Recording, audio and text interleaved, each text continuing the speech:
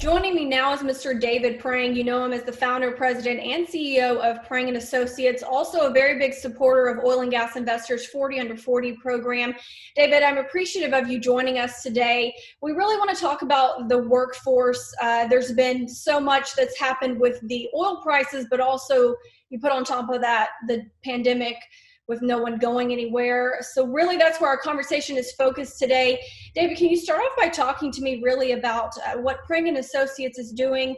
You know, you help companies search for specific talent, we know. How's that been impacted lately? Well, Jessica, thank you for having me. Always love to support Hart's, not only the 40-40, the women in energy and everything that you all do. It's been interesting to what's happened to the employment side today. And you're right, as you know, we work for the senior talent in the C-suite and at the board level. We started the year following a good fourth quarter. January and February for us were strong. We found ourselves in mid-March with 28, 29 assignments here in the States and another 8 or 10 over in London that we were working on. The initial, let's say, things that happened to us, only one search was canceled. Probably 8 or 9 have been put on pause. And a lot of that was done because people, even though they will do the video like we're doing right now, they still won't hire until they want to get that person in on board. Mm. We've had some searches close. People knew the individual from meeting them at NAPE, at various conferences, so they felt comfortable. We've had some people, a couple private equity assignments that have closed as well. They are used to using the video and they felt comfortable, so they've gone that way. Since mid-March, things have slowed because the industry is just trying to determine what's going on. If I look back, and this is the 40th year for Preng, and I go back to the downturn in 86, 87, where the industry shed 1 million jobs, things just stopped. At that time, the world was producing about 57 million barrels a day, which is what they were using, but the world could produce about 77 million a day. So you had a supply-demand imbalance, albeit you didn't have the inventory build we did today. 3 months ago, the world was using 100 million barrels. They were producing 100 million barrels. Now we're using about 70, 75. A Goldman report I read said by mid-June, we should be somewhere in the mid-60s as far as utilization. And until we can get people back in restaurants, movie theaters, on airplanes, back to whatever normal will look like, and be using oil and gas, we won't know what it is. There's been a big cutback, some by OPEC, some by what you're reading of what we're doing in the various basins in the United States. So new normals to be determined, but it's been interesting. It's affected us so far. We're working through what we've got. We had a staff meeting this morning, and all our engagements are in good shape. Pleased to say that. And we have picked up probably in the last 2 months, maybe 6 or 7 new engagements. We have a couple proposals outstanding, but nowhere near what the activity was in Q4, January and February for us. It's slow. Yeah, and David, we know there's a lot of companies, most companies, I imagine, doing some sort of restructuring. So it's been devastating to see. I can only imagine the feelings of the individuals that have lost their job. What are people saying to you that have reached out to Preng Associates, and what are you saying to them? Well, obviously they come to us, they're looking for help. Yeah. Most people that have been laid off have had some kind of a parachute or some help to carry them for a while.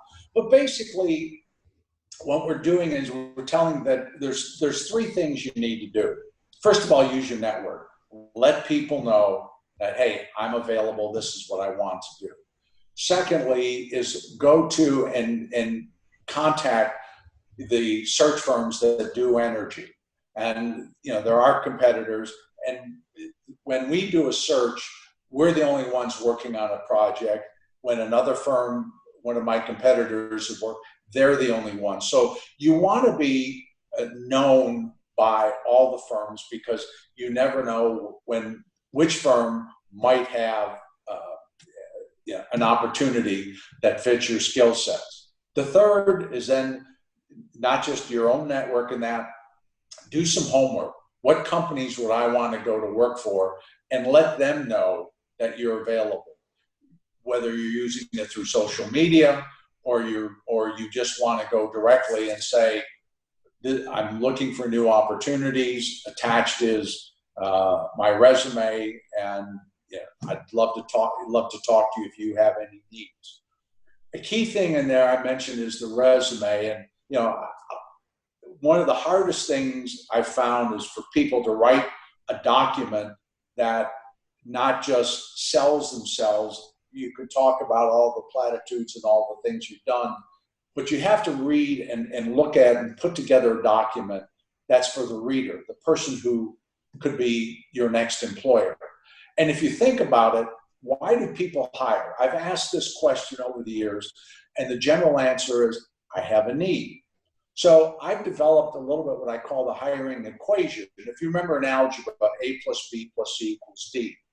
Well, if D is a satisfied need, what do you need to balance it to have a proper equation? For your need to get satisfied, something has to happen or be accomplished. I get something accomplished by giving somebody duties, responsibilities, and authority in my company, and to act in my company. So I need to understand who you work for. Can you fit in my company?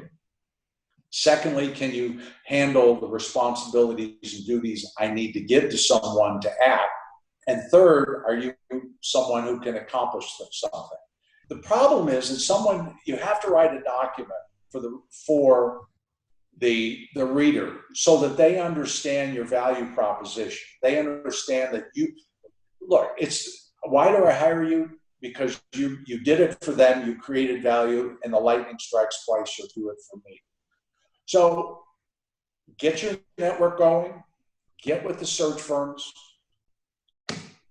do your own homework of who you think about, who you might want to go to, and get them a document, whichever one of the three is. Get a document to them where someone's going to look at and recognize within 20 or 30 seconds, look at what the value I've created. So that's important today, and that's what we're telling people is it's tough out there. The industry won't come back with all the jobs. The rocks aren't going away. We're going to still need people to do this industry, but what's it going to look like, the new norm? That's a good question. But if you've got to get after it yourself to make it happen. Yeah, and I think you really kind of started to answer my next question about a message to the industry overall, too. We don't know what the new normal is going to be. You almost have to take this day by day and case by case, too. Like you said, tailor yourself to whatever job you're applying for also. That's right. And, what are people looking at? This morning I was talking with our London group, and they're having people from some of the upstream organizations that they're either have been let go or concerned, and they're saying to our team over there, help me get out of the upstream, help me get into renewables. Now, the transition in Europe to ESG and those environmental governance issues, those have gotten a lot stronger traction than they have over here thus far. But I think one of the issues, and you'd asked earlier, I think people today, if you're concerned about the energy industry, it's not going away. Stay the course. Let's keep going. For people coming in the industry, or the younger people, the 40 under 40 that we've been dealt with you for so many years, just again, stay the course, be there, do your job find ways to create value. That's what's going to be the reason that people are going to hire, train, and promote you. And for younger people, and I'm really going to be interesting to see what the September, the fall statistics as to how many people are going to want to go into the petroleum disciplines, because we had this real buildup starting around 2008, 2010 because of shale, to where in 2008, the total number of petroleum engineering undergraduates in May for all of the universities in the U.S., the total was 600, where if you look at the major universities, whether it be School of Mines, A&M, Oklahoma, UT, LSU, Tulsa, Texas Tech, these schools had classes of over 1,000 in the 4 years in the petroleum curriculum, petroleum engineering. That's going to fall off. So what's going to be needed tomorrow? You still have to drill the wells. You're still going to have to frack them for the unconventionals. You're still going to have to produce them on that. But people are going to have to think, how can I do it better, cheaper, faster? That mindset's what's going to be needed for tomorrow. Yeah, more efficient and getting it done, maybe even if you have to reinvent yourself or the company as well a little bit. Well, David, I really I know Hart Energy appreciates your support, and I know the industry does as well too, because this is valuable information, that people are maybe in a tough situation trying to figure out as well. Well, we'd welcome if people need, some help or questions, drop us your resume, let us take a look, and if we can help at all, more than happy to. And again, best of luck to you and to Harts and everyone. Thanks, you. Jessica. All right. Same to you and Preng Associates. Thank you so much, David.